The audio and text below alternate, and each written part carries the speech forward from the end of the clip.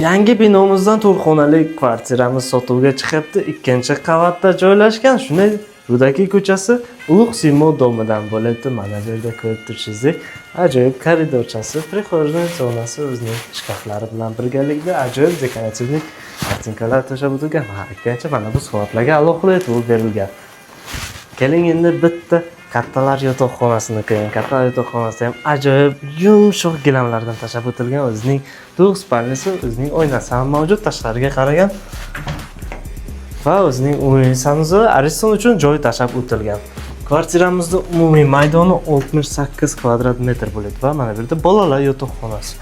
Keling endi mehmonxonaga o'tamiz. Mana bu mehmonxona va studiya variantidagi o'zining oshxonasini tashab o'tganlar.